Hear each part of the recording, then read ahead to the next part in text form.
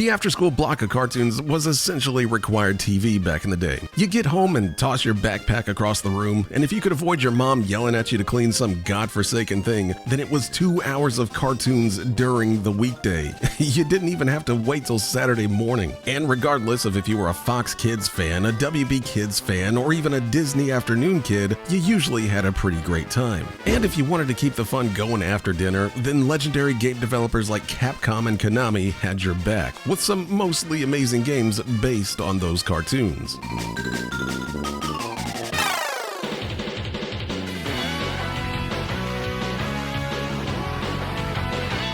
Hey guys, welcome back. And today, we're heading straight home from school because that after-school cartoon block was essentially our daily escape from the ravages of school. Whatever your local affiliate carried, those 2 hours between the bus and dinner belonged to cartoons. And almost every single one of those shows, at some point, ended up being pressed onto a game cartridge. So that's the plan for today. 4 games based on 4 after-school staples. A terror that flaps in the night, a rabbit chasing a buried treasure, a 1,000-year-old stone monster, and 3 siblings who escaped a water tower. Some of these games treated the license like they actually had some respect for them, while others may have tried, but didn't quite land it. So let's just get this afternoon block started with St. Canard's finest. If you watched the Disney afternoon after school, then you knew who this guy was. This is Darkwing Duck, and he premiered in 1991 as a spin-off writing DuckTales' coattails. It even borrowed Launchpad McQuack as the sidekick, but Darkwing here was doing something a little bit different. By day, Drake Mallard was the most aggressively boring suburban dad in the city of St. Canard, but by night, he's Darkwing Duck, part Batman, part radio serial pulp hero. The whole joke of the show was basically that he cares about being famous way more than he cares about actually fighting crime. And the show never really got tired of making him pay for that. This thing was just so much fun, with great characters, writing, and a genuinely great roster of villains as well. Plus, his constant catchphrase of "let's get dangerous" is something that I still say to this day whenever I'm walking into a bathroom after a gas station hot dog. The game, though, hit the NES in June of 1992, and it came from the absolute best place that a Disney cartoon game could come from, Capcom. This was still in the same stream of Capcom NES games that gave us DuckTales, Chip 'n Dale's Rescue Rangers, and of course, Tailspin. And by 1992, Capcom had basically just turned Disney afternoon games into a whole genre of their own on the NES, and Darkwing sadly ended up being the last of that bunch that wasn't a sequel. Once you start playing as this fearsome caped mallard, though, it's probably going to feel a little familiar, especially if you played a certain other Capcom game called Mega Man. Now, word on the street for years is that this was using a modified Mega Man 5 engine, and as soon as you start doing anything in this game, you can tell that the Blue Bomber is influencing this game pretty hard, shared engine or not. Darkwing runs, jumps, and fires his gun in a dead straight horizontal line, exactly like a certain blue robot. You pick your stage from a stage select screen, you can use alternate ammo types, hell, he's even got the little Mega Man sound effect whenever you jump. If Capcom had swapped Darkwing out for Mega Man mid-game, I don't think too many people would have actually blinked. But Darkwing at least has a few tricks that Mega Man never learned. For one, he can actually duck, which I know sounds crazy, but when you think about it, Mega Man was never able to duck. This lets Darkwing shoot while ducking, along with dodging enemy fire. But his big gimmick is that he can hook onto ledges and hang from them, dangling over pits and underneath ledges. It's a little finicky sometimes to get him exactly where he needs to be to hook on, and the whole process of jumping down, dangling, and then releasing is a bit more complicated than it probably needs to be. But once you get used to it, Darkwing starts to feel a lot less like Mega Man than you probably initially thought he did. It's also a lot more forgiving than most Mega Man games were. Stages are shorter and bosses are way easier than anything Mega Man ever threw at you, with most of them just having 1 or 2 attacks that you'd need to learn. And at the same time, it's also pretty short. It's only 7 stages, and a decent player can probably beat this thing in an afternoon. And compared to the Mega Man games that it borrows heavily from, it is a bit shallow. There's no real power-ups or anything like that to speak of, besides a few weapons that you can pick up, with only the arrow being something interesting since you can use it to create ledges. You also don't earn special weapons directly from defeated bosses or really anything like that. But you know what?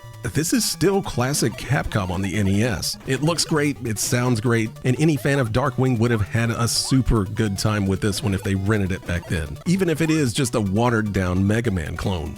Thankfully, you can still play this one these days since it's part of the excellent Disney Afternoon Collection, which includes the rest of Capcom's incredible NES Disney games. So if you want to get dangerous with one of the early 90s best Disney cartoons, then do yourself a favor and check this duck out.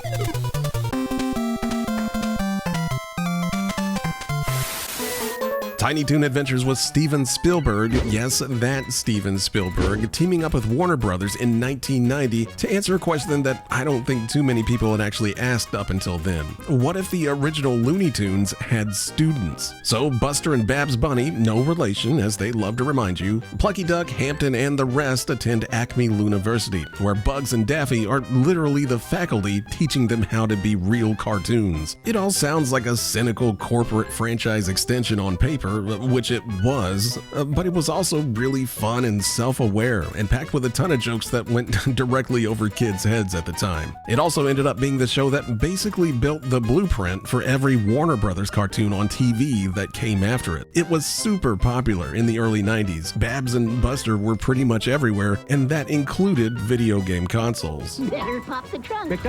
And by March of 1993, Konami pretty much just had Tiny Toons on lockdown at that point. They'd already done 2 NES games and a pretty good Super Nintendo game, and now it was the Genesis's turn with Buster's Hidden Treasure. The plot, though, is pretty much just your basic Saturday morning logic. There's a treasure map, and of course Montana Max wants it. There's also a mad scientist named Dr. Gene Splicer that's brainwashed Buster's friends to try and stop you from stopping them, which means that all the bosses in the game are actually your own Acme Looniversity friends.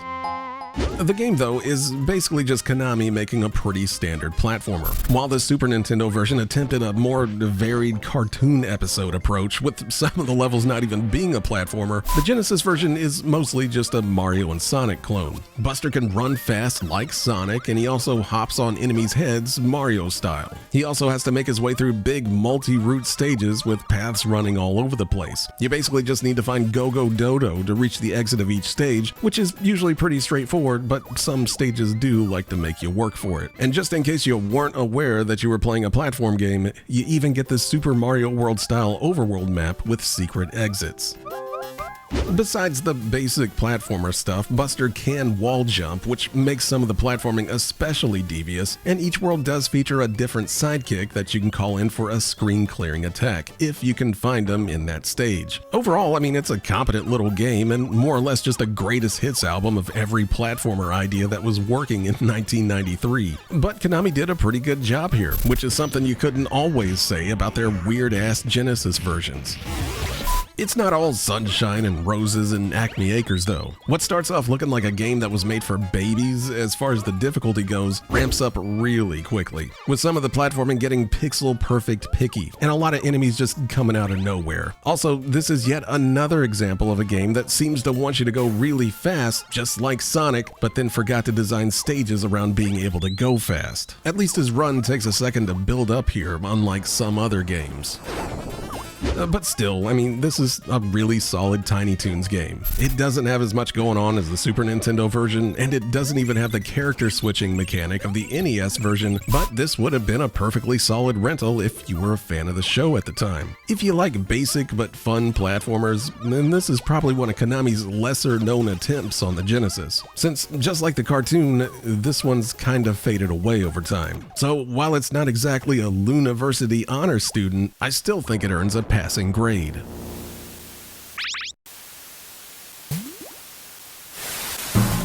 Gargoyles here is definitely not like the rest of these after-school cartoons. This one actually premiered in 1994 and aired in the exact same block of classic fun kids shows like Aladdin and Goof Troop, and immediately started its first episode with a 1,000-year-old blood betrayal in medieval Scotland. If you can't tell, this was far more mature than pretty much anything else Disney had going on at the time. This thing had ongoing multi-episode story arcs when almost nothing else did, and it had a voice cast that was basically just half the crew of Star Trek: The Next Generation. This was essentially Disney making a dark gothic drama and then sliding it right between kids' cartoon comedies. And the kids who watched it, they loved this cartoon. And I guess, rightly so, it was one of the best animated shows made in the 90s. And in November of 1995, it got a Genesis game that took itself exactly as serious as the show did. Only this one didn't come from Capcom or Konami for once. This was actually internally developed by Disney Interactive themselves and published under the Buena Vista label. Disney making its own console game in-house back then was actually kinda rare, and Gargoyles is one of the few 16-bit games where that actually happened. In fact, according to a lot of programmers that worked there at the time, Disney's internal games division burned through a staggering amount of cash just trying to become a major developer at the time. And credit where credit's due, because you can really tell that they swung for the fence here. This game looks incredible. Goliath is huge and animated really well. He climbs and clings to ceilings, glides across massive gaps, and smashes through scenery with his claw attacks. And it all looks awesome. It even sounds amazing too, thanks to the soundtrack being done by Michael Giacchino, who went on to score movies like Mission Impossible and Jurassic World. But the big problem with the game is that no matter how great it looks or sounds, you eventually gotta start playing this thing.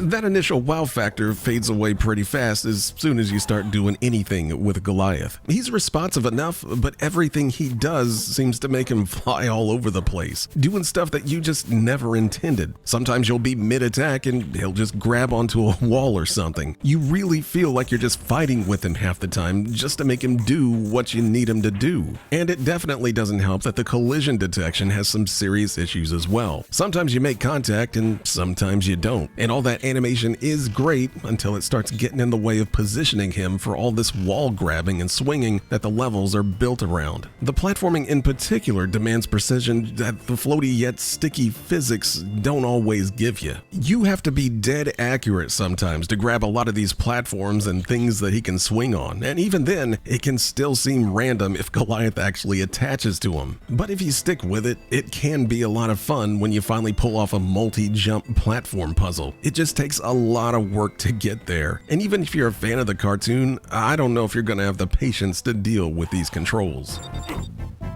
Unfortunately, neither the game nor the show really got the chance to stick around. The cartoon faded away by the end of the 90s, and the Genesis game just ended up becoming one of those licensed games that a lot of people completely forgot about, which is a real shame because both were trying to do something a little darker and more ambitious than most of what was aimed at kids at the time.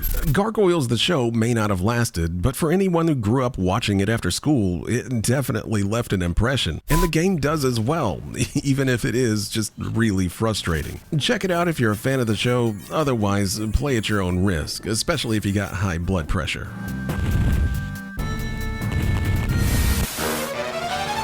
Animaniacs is what happened when the Tiny Toons formula grew up and got way weirder. Spielberg and Warner teamed up again, this time in 1993, and instead of students, we got the Warner siblings, Yakko, Wacko, and Dot. Three cartoon characters allegedly drawn in the 1930s, deemed too insane for public consumption, and then locked inside the studio water tower until they escaped in present day. That's pretty much the whole premise for the cartoon, and it's a really loose excuse for a show that clearly just wants to be completely ridiculous. Every episode was basically just a variety act with multiple recurring characters in their own little unique mini episodes, with more adult jokes smuggled past censors than any kids show not named Ren and Stimpy. It ran after school on Fox Kids before eventually jumping over to Kids WB, and for a lot of us, it was the crown jewel of that whole block of cartoons. Unfortunately, Animaniacs just never quite hit the same level of popularity as Tiny Toons, but it was a super unique and fun show. It was also popular enough to get a couple of games made, and in November of 1994, Konami made both a Genesis and a Super Nintendo game, just like they did for Tiny Toons. We're going to be taking a look at the Super Nintendo version this time, because this one may be one of Konami's more interesting attempts at bringing the cartoon home. The setup for the game is at least pure Animaniacs. Pinky and the Brain's latest plan to take over the world is stealing movie script pages and then making the movie, getting rich, and of course buying the rest of the world. Warner Brothers CEO Thaddeus Plotz then asked Yakko and Wacko and Dot to get those pages back. And at least the game acknowledges just how stupid this plan is. And I'm gonna be honest, guys, because I just don't know what Konami was going for here. This is like a mix between a platformer and maybe like an obstacle course style game with gambling thrown in on top of it. It's played from an isometric multi-lane perspective, so this isn't exactly a 2D platformer like you might be expecting. So you're basically just weaving in and out of the foreground and background while running through movie set parodies of every film genre on the lot, which is a cool idea. You can swap between any of the Warner siblings whenever you want, but none of them really have any specific powers besides being able to stack them on top of each other to reach higher ledges, and also to help find some of those script pages. But basically all you're trying to do is get past the obstacles in front of you and trying not to get caught by security. You don't even have a direct attack for most of the game, so this is mostly just one big obstacle course that you have to try to memorize, with very little room for error. There's even this slot machine thing down here that's constantly spinning at the bottom of the screen as you collect coins, paying out stuff like extra lives and recovering lost siblings depending on what you get. But I mean, the game's already chaotic and hard enough to follow, and adding this thing constantly spinning and going crazy down here is more distracting than anything else. And if you're some Animaniacs wizard or something and you're watching me play this and being like, damn, he sucks at this, well, I don't blame you, because I read the instructions, I watched videos, and I still don't feel like I know how to play this game at all. It's got some cool ideas in it, like having to climb the water tower to get your characters back if one of them gets caught, but overall this game is just frustratingly awkward, especially with the multi-lane setup, making it really hard to tell where you're even supposed to be at times to jump on the platforms. It does look really good. The sprites are massive and expressive, and the movie parodies are actually really well done, and also tracking down all the movie script pages does give you a reason to explore, but I don't know, it just doesn't seem to work very well. I do appreciate that Konami was trying to do something different, and they did a great job of representing what the show is and its humor, but I think the constant bad platforming and trial and error nature of the escape scenes makes it more tedious than anything else. But if I'm wrong about this one, then let me know down below, because like I said, I just don't think I have a full grasp on this one, and it never really made me want to get better at it either. So this is one time where you may have just been better off watching the cartoon than playing this weird experiment of a game.